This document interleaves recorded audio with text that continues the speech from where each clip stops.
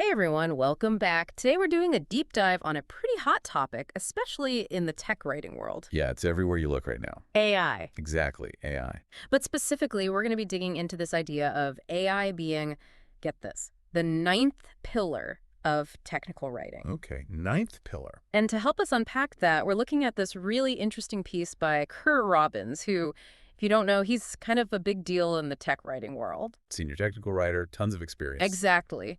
And he recently shared his thoughts on, well, all things AI and technical writing on LinkedIn. Published just last month, right? August 2024. So it's all very current. Definitely relevant. So this ninth pillar thing, I got to be honest, at first I was a little skeptical. Like, come on, Kurt, another pillar. Right.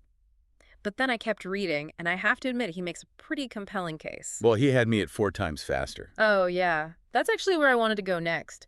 So Robbins gives this example of a task that used to take him, I don't know, like 4 hours, maybe even a whole day sometimes. Which, let's be real, we've all been there. Oh, tell me about it. And with AI, 30 minutes? 30 minutes? That's insane. Right. I mean, imagine what you could do with that kind of time saving. Seriously, think of the possibilities for you listening right now. Deadlines suddenly don't seem so scary. You're actually getting ahead on your projects. Okay, but before we all quit our jobs and hand over the reins to the robot, Which, let's be clear, is not what we're advocating for. not at all. Robbins actually makes a really important point about this. He says, yeah, he used AI extensively for this article, like drafting, images, everything. He even says he used it for the images. Yeah, the whole shebang. But, and this is key, he still had to go back and edit. Heavily, he says. So it's not about AI replacing writers, but about it augmenting what we do, right? Heavily. Yeah. Think of it like, instead of a replacement, it's like you've got this incredibly powerful assistant. Okay, I like that. An AI They're going to assistant. help you work smarter, not harder. Right, Yeah. right. Although, speaking of working harder, Robbins does make this comparison to the Luddites, back in the Industrial Revolution. Oh, yeah, the folks smashing the loom. Exactly. And he's basically saying that those who reject AI are going to be left behind, just like those guys. It's a bit dramatic, isn't it? Well, yeah, maybe a little. But I think his point is the world's changing, tech is changing, and we can either adapt. Or get left in the dust. Exactly. Which, I don't know about you, but I don't want to be stuck doing things the old slow way when everyone else is like zooming past me with their AI superpowers. The AI fast lane. Exactly. And you know what? There's one AI platform that Robbins seems particularly excited about. Oh, yeah. Which one? Ideogram. Ideogram. Okay. And you know what he really seems to love?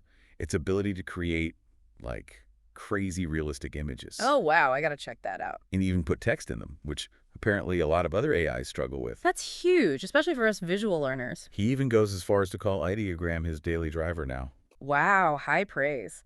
But even with all the raving about Ideogram, Robbins still stresses that you got to proofread, you got to double check. Oh, absolutely. AI is not perfect. He actually tells this funny story about asking the AI for an image of a surprised office, and it turned into like a zombie office or something. Yeah, like something out of a horror movie, he said. It's a good reminder that AI, it can do amazing things, but it doesn't always quite get the nuances. It's not human, right? Exactly. And especially in tech writing, accuracy is key. So no matter how cool these AI tools are, that human element, that's still crucial. Absolutely. We're still the ones steering the ship, Yeah. making sure everything's ship-shape. 100%.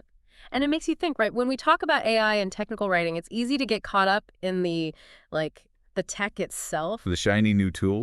Exactly. But maybe the bigger picture here is how it's changing our whole approach. Our mindset, even. Right. So for a tech writer listening to this, what does that actually look like? What skills do they need to be leveling up to really thrive in this AI world? The $1 million question, right? Yeah.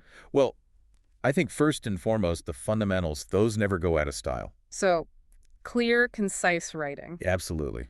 Still got to have it. Understanding the tech. Yep. Knowing your stuff. And being able to, tailor your message to your audience. 100%. Those are non-negotiables, AI or no AI. Okay, so those are the foundational skills. But what about future-proofing your skill set? What should tech writers be focusing on to really stay ahead of the curve?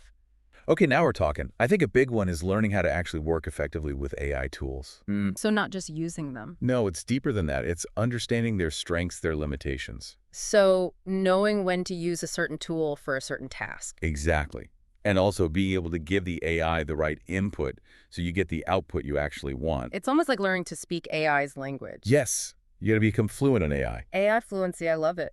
So it's less about being afraid of AI taking our jobs. Which, let's be real, is a valid fear for a lot of people. For sure. But it's more about, like, how can we use AI to actually become even better at what we do? More efficient, more effective, more valuable. Which, when you think about it, goes back to Robbins' whole point about the Luddites, right? It's those who adapt and evolve who thrive. It really does feel like we're on the cusp of a major shift, right? Almost like when the printing press came along and revolutionized how information was shared. It's a fascinating parallel. And just like with the printing press, there were undoubtedly those who resisted, who feared the unknown.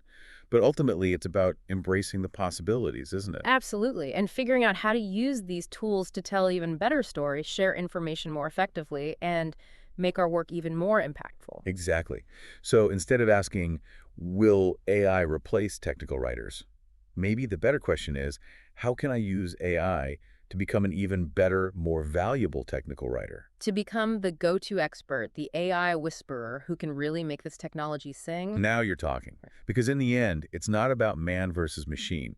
It's about finding ways to collaborate, to combine our uniquely human strengths with the power of AI. To push the boundaries of what's possible in the world of technical writing. And who knows what incredible things we'll be able to create together. It's an exciting time to be a technical writer, that's for sure. It really is. So as you continue to navigate this ever-evolving landscape, remember this deep dive, and remember that AI might be the ninth pillar, but your skills and expertise are the foundation. Well said. Embrace the possibilities, stay curious, and keep those keyboards clicking. Until next time.